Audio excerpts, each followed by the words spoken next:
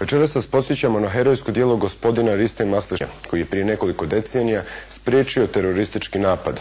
Naime, bomba je bila postavljena u vozu na relaciji Sarajevo-Zagreb.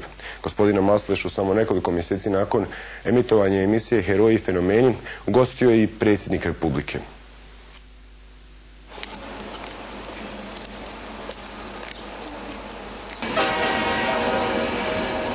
Radnja događaja koji se desio oktobra 1984. godine odvija se na željezničkoj stanici u Sarajevu.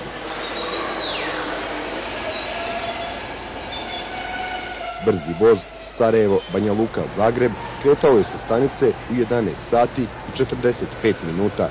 Taj dan poseban razlog dolaska na stanicu imala su dva čovjeka sa paketom pod rukom.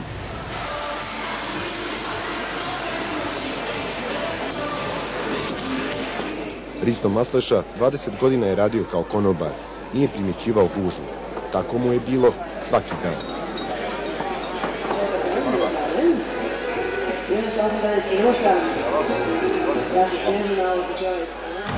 Što sada radi gospodin Risto Masleša? Pa evo, kao i svaki penzioner, otišao sam u penziju prije godinu dana.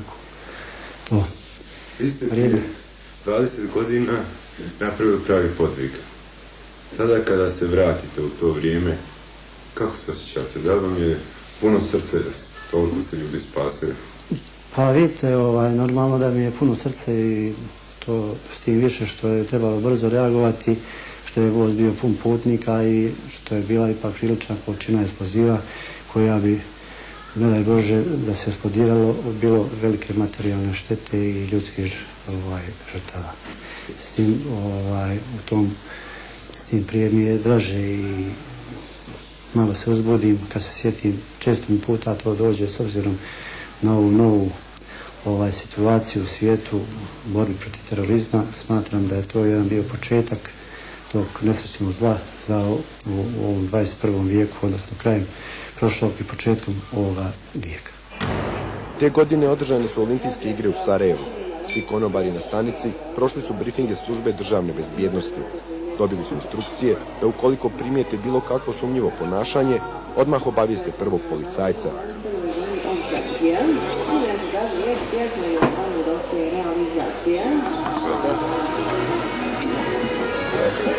Dvojac sa paketom odmah mu se učinio sumnjivim.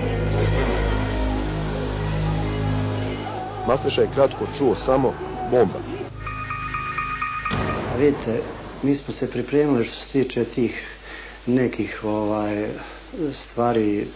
Očekivali se i za olimpijske igre koje su bile u februaru mjesecu. Ovaj se događaj trebao da se odigra u jesen posle olimpijade, to je te iste godine.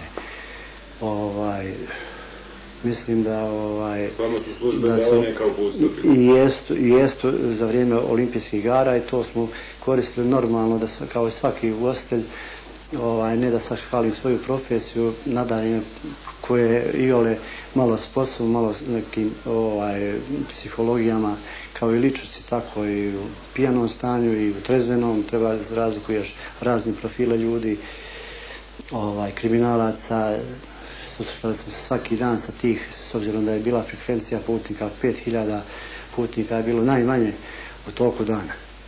Prema tome, trebalo je, osjetio sam tog momenta da bi moglo da dođe do neslučajne te nesreće i to sam spriječio i...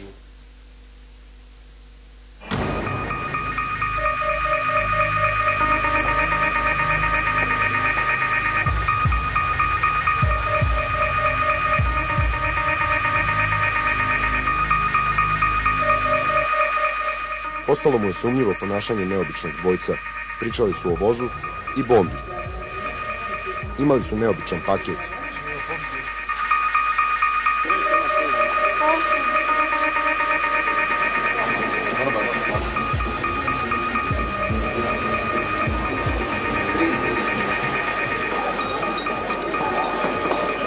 Brzo su popili piće i krenuli iz kafane.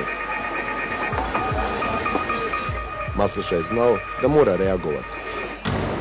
Prvo, tada ne znam da li je takva politika bila u komunizmu, da se to ne kaže, kao što sam već u početku rekao, da se to nije čak ni objavilo, ni dnevni listovi, ni a dok recimo službenik policije iz Novog Sarajeva, on je dobio velike nagrade što se tiče toga. Znači, i dan danas se osjećam neku zebnju, šta znam, kad se već ovo ponavljaju još više ove nesreće, ko je stajao, koja organizacija iza toga. Krenuo je za njima. Bio je siguran da spremaju nešto loše.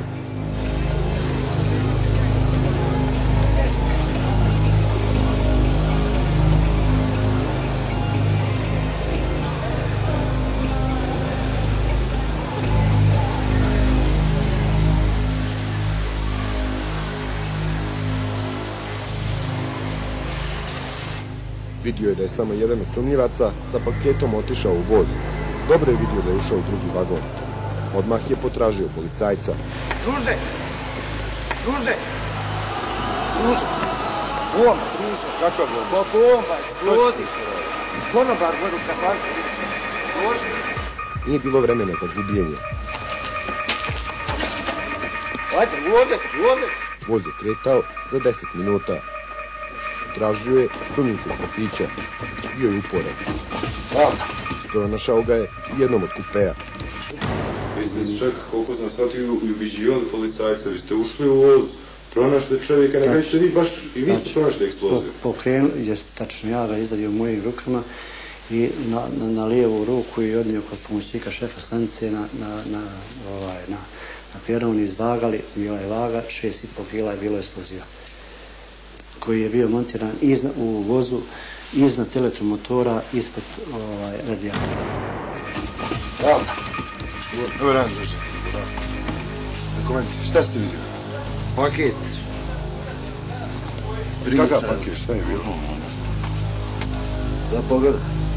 Ajde, ostaje.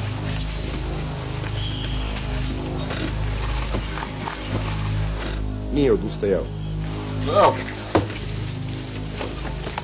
Pronašao je spremnik za aktiviranje 6,5 kg eksploziva. Nije to moje. Vidio sam svoje. Sumnjivac je odmah priveden na ispitivanje. Nakon završene istrage ispostavilo se da je eksploziv trebao biti aktiviran na izlasku iz grada.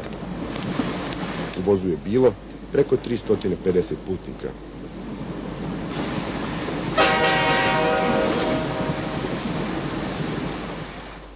Kako ste se osjećali taj dan, odnosno to večer kada ste došli kući? Da li vas je bilo malo strah, a pretpostavljam da ste ponosni na ono što ste uradili? Preko 400 putnika je bilo u vozu. Nikad se ne zna, taj voz išao za Zagreb, preko Banja Luke. Obzirom da sam došao kući i računao sam da li da ispričam supruzi, jer ne, djeca su bila mala, ona nisu toliko ni razumjela tu situaciju. U jednom momentu mi je supruga rekla, da li ti je to trebalo? Rekao, trebalo mi je zato iz tog razloga, da nešto drugo možda i to bi predvidio, ali s obzirom kad su pitani toliki ljudski životi, to nisam mogao ni po cijenu mogu da... Kako ste se osjećali u tom momentu? Našli ste bombu, a na kraju niko od vaših prijatelja, komšija, radnih kolega nije to znao. Pa niko, ja ne znam zašto je to išlo, kažem, te su bile, ta godina 84. je bila ujedno olimpijska godina, druga i turbulencije političke, odnosno na tom fundamentalizmu hapšenja političkih neistomišljenika. Jeste, tako Alija Izbjegovića koji je te godine i uhapšen i zatvoren sad